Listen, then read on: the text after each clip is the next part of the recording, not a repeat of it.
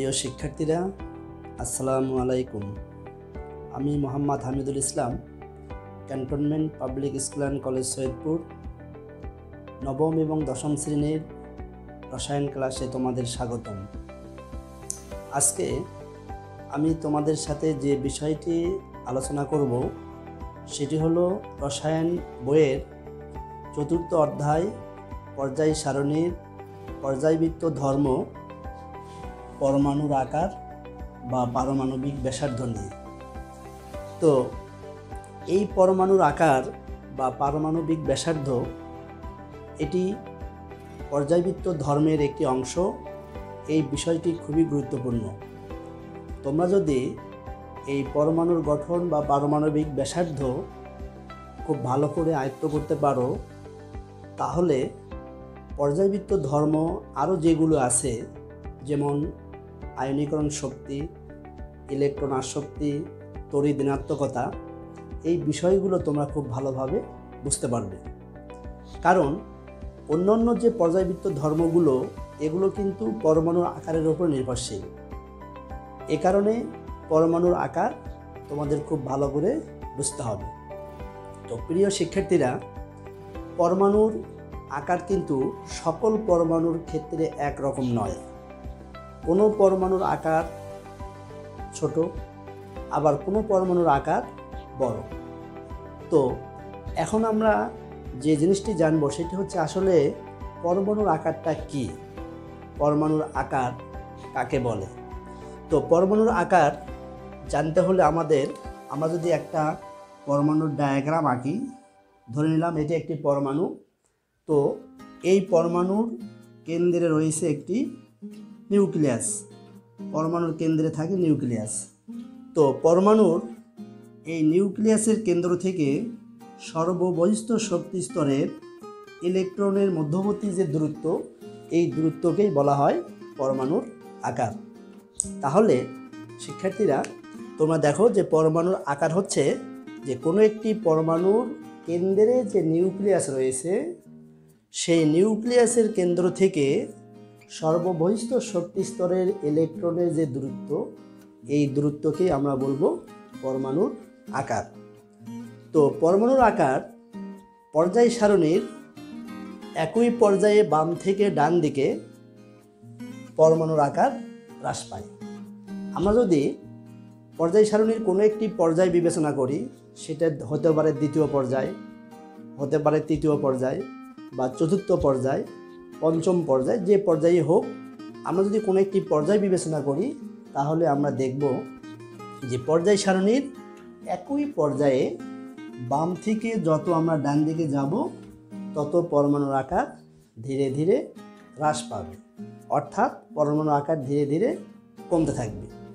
তো আবার একই গ্রুপে যখন ওপর থেকে নিচের দিকে আসা যাবে, ওপর থেকে নিচের দিকে যখন আমরা আসব একই গ্রুপে, তখন পরমাণুর আকার ধীরে ধীরে ক্রমান্বয়ে বৃদ্ধি পাবে।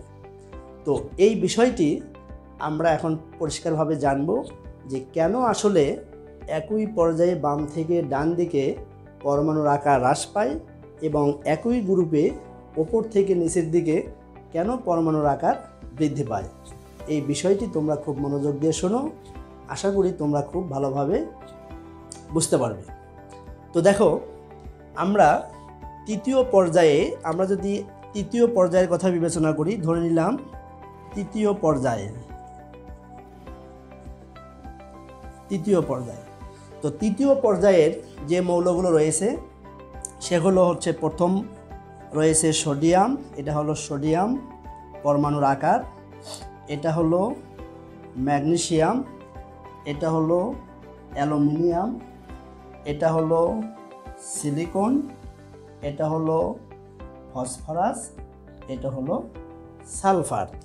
তাহলে শিক্ষার্থীরা তোমরা দেখো যে তৃতীয় পর্যায়ে যদি আমরা বিবেচনা করি, তাহলে তৃতীয় পর্যায়ের প্রথম মৌলটা ছিল সোডিয়াম। সোডিয়ামের পারমাণবিক আকার বড়। এরপরে দ্বিতীয় মৌল হলো ম্যাগনেসিয়াম, এর পারমাণবিক আকার হলো ছোট। অ্যালুমিনিয়ামের পারমাণবিক আকার আরও ছোট, সিলিকনের পারমাণবিক আকার ছোট, ফসফরাসের পারমাণবিক আকার আরও ছোট, এবং সালফারের পারমাণবিক আকার আরও ছোট। এখন এই যে একই পর্যায়ে বাম থেকে ডান দিকে পরমাণুর আকার ধীরে ধীরে হ্রাস পেল, এখন আমরা সেই ব্যাখ্যায় চলে আসি। তো আমরা জানি একই পর্যায়ে বাম থেকে ডান দিকে যত যাওয়া যাবে তত মৌলের পারমাণবিক সংখ্যা এক এক করে বৃদ্ধি পায়। অর্থাৎ বাম থেকে ডান দিকে মৌলের পারমাণবিক সংখ্যা বৃদ্ধি পেতে থাকে, এক করে বৃদ্ধি পায়। অর্থাৎ সোডিয়ামের পারমাণবিক সংখ্যা 11, ম্যাগনেসিয়ামের পারমাণবিক সংখ্যা 12, অ্যালুমিনিয়ামের পারমাণবিক সংখ্যা 13, সিলিকনের পারমাণবিক সংখ্যা 14, ফসফরাসের পারমাণবিক সংখ্যা 15, সালফারের পারমাণবিক সংখ্যা 16। অর্থাৎ বাম থেকে ডান দিকে আমরা যত যাব পারমাণবিক সংখ্যা এক করে ধীরে ধীরে বাড়বে, এক করে বাড়তে থাকবে। তো পারমাণবিক সংখ্যা বৃদ্ধি পাওয়া মানে পরমাণুর একটি করে প্রোটন সংখ্যা বৃদ্ধি পাওয়া। তার মানে সোডিয়ামে প্রোটন সংখ্যা 11, ম্যাগনেসিয়ামে প্রোটন সংখ্যা 12, অ্যালুমিনিয়ামের প্রোটন সংখ্যা 13, সিলিকনের প্রোটন সংখ্যা 14, ফসফরাসের প্রোটন সংখ্যা 15, সালফারের প্রোটন সংখ্যা 16। তাহলে বাম থেকে ডান দিকে পারমাণবিক সংখ্যা বৃদ্ধির সাথে সাথে এদের সর্ববহিস্থ শক্তি স্তরে কিন্তু একটি করে ইলেকট্রন সংখ্যাও ধীরে ধীরে বাড়তে থাকে। যেমন সোডিয়ামের সর্ববহিস্থ শক্তি স্তরে ইলেকট্রন 1, ম্যাগনেসিয়ামের সর্ববহিস্থ শক্তি স্তর ইলেকট্রন সংখ্যা 2, অ্যালুমিনিয়ামের সর্ববহিস্থ শক্তি স্তর ইলেকট্রন সংখ্যা 3, সিলিকনের সর্ববহিস্থ শক্তি স্তর ইলেকট্রন সংখ্যা 4, ফসফরাসের সর্ববহিস্থ শক্তি স্তর ইলেকট্রন সংখ্যা 5, সালফারের সর্ববহিস্থ শক্তি স্তর ইলেকট্রন সংখ্যা 6।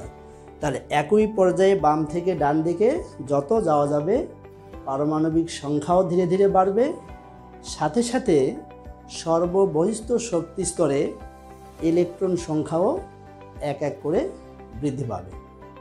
তো পারমাণবিক সংখ্যা বাম থেকে ডান দিকে বৃদ্ধি পাওয়ার কারণে প্রত্যেকটি মৌলের নিউক্লিয়াসে এক করে প্রোটন সংখ্যা বা ধনাত্মক চার্জ বৃদ্ধি পাবে। তো আমরা জানি যে ধনাত্মক চার্জের সাথে ইলেকট্রনের আকর্ষণ হয়। ইলেকট্রনের চার্জ হচ্ছে নেগেটিভ, ঋণাত্মক, এবং পরমাণুর প্রোটনের চার্জ হলো পজিটিভ, ধনাত্মক। অর্থাৎ পজিটিভ এবং নেগেটিভ এই আকর্ষণ হয়। তো এখানে সোডিয়ামের নিউক্লিয়াসে রয়েছে 11টি প্রোটন, ম্যাগনেসিয়ামের নিউক্লিয়াসে রয়েছে 12টি প্রোটন, অ্যালুমিনিয়ামের নিউক্লিয়াসে রয়েছে 13টি প্রোটন, সিলিকনের নিউক্লিয়াসে রয়েছে 14টি প্রোটন, ফসফরাসে রয়েছে 15টি প্রোটন, সালফারে রয়েছে 16টি প্রোটন। তাহলে এই 11টি প্রোটন মানে কেন্দ্রে রয়েছে 11টি প্রোটন, অর্থাৎ 11টি ধনাত্মক চার্জ।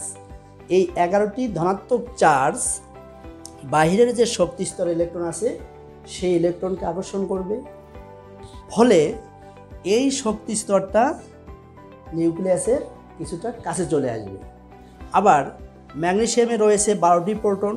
এই 12টি প্রোটন কিন্তু 11টি প্রোটনের চেয়ে সর্ববহিস্থ শক্তি স্তর ইলেকট্রনকে আরও একটু বেশি আকর্ষণ করবে, ফলে ইলেকট্রনের শক্তি স্তর নিউক্লিয়াসের কাছে আরও একটু বেশি চলে আসবে। এবং অ্যালুমিনিয়ামের 13টি প্রোটন সর্ববহিস্থ শক্তি স্তর ইলেকট্রনকে আরও বেশি আকর্ষণ করবে, ফলে অ্যালুমিনিয়ামের শক্তি স্তরগুলো আরও বেশি নিউক্লিয়াসের কাছে চলে আসবে। এবং সিলিকনের 14টি প্রোটন আরও বেশি আকর্ষণ করবে, ফলে শক্তি স্তরগুলো আরও নিউক্লিয়াসের কাছে চলে আসবে। এবং ফসফরাসের 15টি প্রোটন সর্ববহিস্থ শক্তি স্তর ইলেকট্রনকে আরও বেশি আকর্ষণ করবে, ফলে এর আকারটা আরও ছোটো হবে। এবং সালফারের 16টি প্রোটন এর সবচেয়ে বেশি আকর্ষণ করবে, যার কারণে সালফারের পারমাণবিক আকার আরও ছোটো হবে। অর্থাৎ যার পারমাণবিক সংখ্যা যত বেশি, অর্থাৎ প্রোটন সংখ্যা যত বেশি, সে মৌলের পরমাণু সর্ববহিস্থ শক্তি স্তরের ইলেকট্রনকে তত বেশি আকর্ষণ করবে। ফলে এই আকর্ষণের কারণে সর্ববহিস্থ শক্তি স্তরটা নিউক্লিয়াসের কিছু কাছাকাছি চলে আসবে, ফলে পরমাণুর আকার হ্রাস পাবে। তাহলে শিক্ষার্থী বন্ধুরা দেখো, তাহলে আমরা যেটা জানলাম যে সোডিয়ামের যেহেতু পারমাণবিক সংখ্যা কম, এই জন্য এর সর্ববহিস্থ শক্তি স্তরে ইলেকট্রনের সাথে নিউক্লিয়াসের আকর্ষণও কম, এই জন্য সোডিয়ামের পারমাণবিক আকারটা বড়। আবার আমরা ধীরে ধীরে যত যেতে থাকবো বাম থেকে ডান দিকে, তত এই আকর্ষণটা বৃদ্ধি পেতে থাকবে। কিসের আকর্ষণ বৃদ্ধি পাবে? নিউক্লিয়াসের প্রোটন সংখ্যার সাথে বা নিউক্লিয়াসের ধনাত্মক চার্জের সাথে সর্ববহিস্থ শক্তি স্তরের ইলেকট্রনের আকর্ষণ বৃদ্ধি পেতে থাকবে। তো এই বৃদ্ধি ধীরে ধীরে বৃদ্ধি পাবে, ফলে আকারটাও ধীরে ধীরে কমতে থাকবে, অর্থাৎ ছোট হবে। তাহলে আমরা এই বিষয়টা খুব ভালোভাবে জানলাম যে একই পর্যায়ে বাম থেকে ডান দিকে পরমাণুর আকার ধীরে ধীরে হ্রাস পাবে। আবার আমরা এখন চিন্তা করব যে একই গ্রুপে ওপর থেকে নিচের দিকে পরমাণুর আকার ধীরে ধীরে বৃদ্ধি পাবে। তো একই গ্রুপে ওপর থেকে নিচের দিকে ধীরে ধীরে কেন বৃদ্ধি পাবে, আমরা এখন সেই বিষয়টি আলোচনা করব গ্রুপ ভিত্তিক।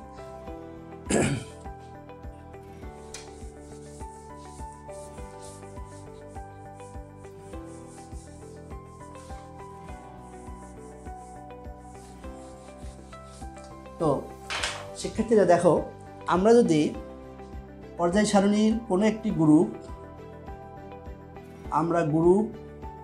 ধরলাম 1, অর্থাৎ গ্রুপ 1।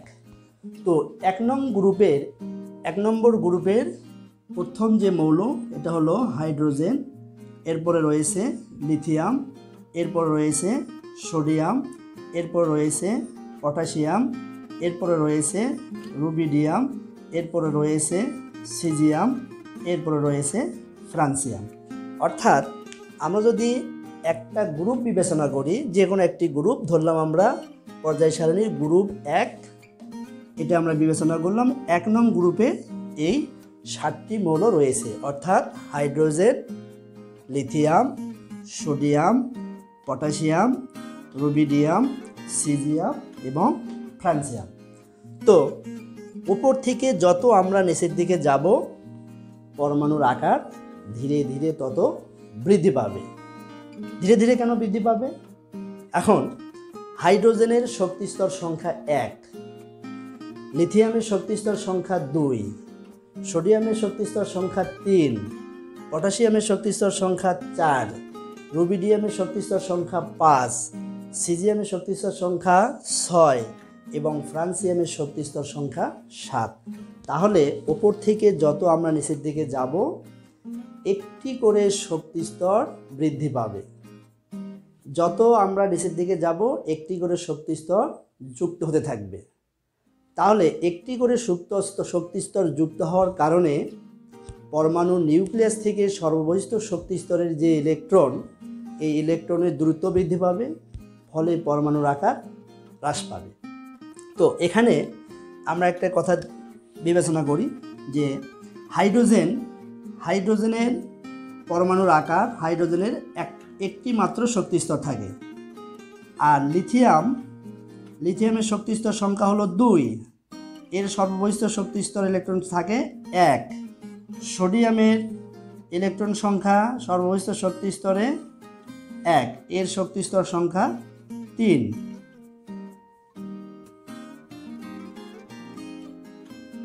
তাহলে এটা হলো লিথিয়াম, এটা হলো হাইড্রোজেন, এটা হলো লিথিয়াম, এটা হলো সোডিয়াম। তাহলে আমরা দেখতে পাচ্ছি যে এটা হলো হাইড্রোজেনের পরমাণু, এটা হলো লিথিয়াম পরমাণু, এটা হলো সোডিয়াম পরমাণু। তাহলে হাইড্রোজেনের শক্তিস্তর সংখ্যা 1, লিথিয়ামের শক্তিস্তর সংখ্যা 2, সোডিয়ামের শক্তিস্তর সংখ্যা 3। তাহলে ওপর থেকে যত আমরা এইভাবে নিচের দিকে ক্রমান্বয়ে যাব, ততই একটি করে শক্তিস্তর বৃদ্ধি পাবে। একটি করে শক্তিস্তর বৃদ্ধি পাওয়ার কারণে এই নিউক্লিয়াসের সাথে সর্ববহিস্থ শক্তিস্তরের যে দূরত্ব, এই দূরত্ব বৃদ্ধি পাবে, ফলে পরমাণুর আকার ওপর থেকে নিচের দিকে বৃদ্ধি পাবে। আরেকটি কথা এখানে বলে রাখা ভালো, সেটা হলো যে আসলে ওপর থেকে নিচের দিকে কিন্তু পারমাণবিক সংখ্যাও বৃদ্ধি পাবে। ওপর থেকে আমরা যত নিচের দিকে আসব, মৌলের নিউক্লিয়াসে ততই প্রোটন সংখ্যা বা পারমাণবিক সংখ্যা বৃদ্ধি পাবে। কিন্তু পারমাণবিক সংখ্যা বৃদ্ধির কারণে সর্ববহিস্থ শক্তিস্তরের ইলেকট্রনের সাথে নিউক্লিয়াসের আকর্ষণ ঠিকই বৃদ্ধি পাবে, কিন্তু এক্ষেত্রে পরমাণুর আকার যতটুকু ছোট হবে, একটি শক্তিস্তর যুক্ত হওয়ার কারণে পরমাণুর আকারটা তার চেয়ে বেশি বৃদ্ধি পাবে। ফলে পারমাণবিক সংখ্যার চেয়ে এখানে শক্তি স্তরটাই হলো মেইন। শক্তি স্তর বেশি হওয়ার কারণে, শক্তি স্তর বৃদ্ধি পাওয়ার কারণে পরমাণুর আকারটা বড় হবে। তাহলে আমরা জানলাম যে একই গ্রুপে উপর থেকে নিচের দিকে পরমাণুর আকার ধীরে ধীরে বৃদ্ধি পাবে। তাহলে আমরা এখানে একটা ডায়াগ্রাম দিয়ে চিত্র সাহায্যে দেখলাম যে পরমাণুর আকার উপর থেকে নিচের দিকে বৃদ্ধি পাবে। তাহলে শিক্ষার্থী বন্ধুরা, তাহলে তোমরা এই বিষয়টি ভালো করে আশা করি বুঝতে পেরেছো যে একই পর্যায়ে বাম থেকে ডান দিকে পরমাণুর আকার ধীরে ধীরে হ্রাস পাবে এবং একই গ্রুপে ওপর থেকে নিচের দিকে পরমাণুর আকার ধীরে ধীরে বৃদ্ধি পাবে। তো আসলে পরমাণু, আমি প্রথমে যেটা তোমাদের বললাম যে আসলে সকল পরমাণুর আকার কিন্তু একরকম নয়। এ পর্যন্ত যতটি মৌল আবিষ্কৃত হয়েছে, 118টি মৌল, এই 118টি মৌলের পরমাণুর আকার বিভিন্ন রকম। তো এই পরমাণুর আকার আমরা সেটা দেখলাম এখন। তো এখন যদি কোনো পরমাণুর ক্ষেত্রে এরকম যুক্ত হয় যে আসলে যে আয়নযুক্ত যদি কোনো মৌল থাকে, আয়নযুক্ত যদি কোনো পরমাণু থাকে, তো সেক্ষেত্রে পরমাণুর আকারটা কেমন হবে? যেমন আমরা ধরলাম সোডিয়াম এবং সোডিয়াম আয়ন। তো সোডিয়ামের আকার এবং সোডিয়াম আয়নের আকারটা কেমন হবে আমরা এখন এই বিষয়টি নিয়ে একটু আলোচনা করি। তো সোডিয়াম পরমাণুর এর শক্তিস্তর সংখ্যা হলো 3, অর্থাৎ সোডিয়ামের সর্ববহিষ্ঠ শক্তিস্তরে ইলেকট্রন সংখ্যা 1। তো এই সোডিয়াম পরমাণু যখন তার সর্ববহিষ্ঠ শক্তিস্তর থেকে একটি ইলেকট্রন ছেড়ে দিবে, এর একটি ইলেকট্রন ছেড়ে দেওয়ার কারণে, অর্থাৎ সে নিষ্ক্রিয় গ্যাসের কাঠামো লাভের জন্য সোডিয়াম পরমাণু যখন সর্ববহিষ্ঠ শক্তিস্তর থেকে একটি ইলেকট্রন ত্যাগ করবে, তখন সোডিয়ামের সর্ববহিষ্ঠ শক্তিস্তরের তখন সোডিয়ামের শক্তিস্তর সংখ্যা হবে 2টি, অর্থাৎ 2টি। একটা ইলেকট্রন ছেড়ে দিলে এই ইলেকট্রনটা সে চলে গেল এবং এই কক্ষপথটা তখন ফাঁকা হয়ে গেল, এই কক্ষপথে কিন্তু আর কোনো ইলেকট্রন থাকলো না। তাহলে যেহেতু সে অর্থাৎ সোডিয়াম একটি ইলেকট্রন ত্যাগ করলো, এই ত্যাগ করার কারণে তার একটি শক্তিস্তর সংখ্যা কমে গেল। ফলে সোডিয়াম আয়নের আকার সোডিয়াম পরমাণুর অপেক্ষা ছোট হলো। অর্থাৎ সোডিয়ামের সর্ববহিষ্ঠ শক্তিস্তরে একটি ইলেকট্রন ছিল এবং এর মোট শক্তিস্তর ছিল 3টি, আর একটি ইলেকট্রন সে ত্যাগ করার কারণে, একটি ইলেকট্রন ছেড়ে দেওয়ার কারণে সে তার শক্তিস্তর সংখ্যা দাঁড়ালো 2টি। যেহেতু একটি শক্তিস্তর কমে গেল, এই জন্য এর আকারটা ছোট হবে। তাহলে আমরা বুঝলাম যে ধাতু এবং ধাতুর ক্যাটায়ন, ধাতু এবং ধাতুর ক্যাটায়নের ক্ষেত্রে ধাতু অপেক্ষা ধাতুর ক্যাটায়নের পারমাণবিক আকার এটা কিন্তু ছোট হবে। ক্যাটায়নের আকারটা মূল পরমাণু অপেক্ষা ছোট হবে। তো এখন আমরা একটু অ্যানায়নের আকারের কথা বিবেচনা করি। অ্যানায়ন, এটা গেল ক্যাটায়ন। এখন যদি আমরা যদি বিবেচনা করি যে ক্লোরিন এবং ক্লোরিন আয়ন, আমরা যদি এই ক্লোরিন এবং ক্লোরিন আয়নের কথা বিবেচনা করি, তো এক্ষেত্রে কার পরমাণুর আকারটি বড় হবে? তো এক্ষেত্রে কিন্তু দেখো যে ক্লোরিন অপেক্ষা ক্লোরিনের পরমাণু আয়ন, অর্থাৎ ক্লোরিন অপেক্ষা ক্লোরাইড আয়নের আকার বড় হবে। কারণ হচ্ছে যে এক্ষেত্রে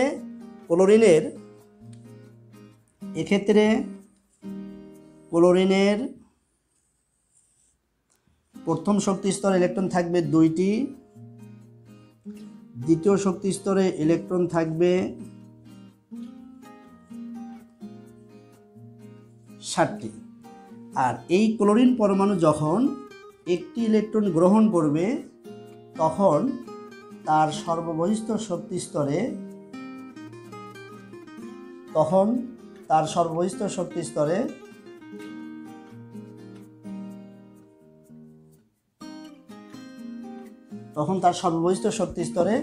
ইলেকট্রন সংখ্যা হবে 8টি।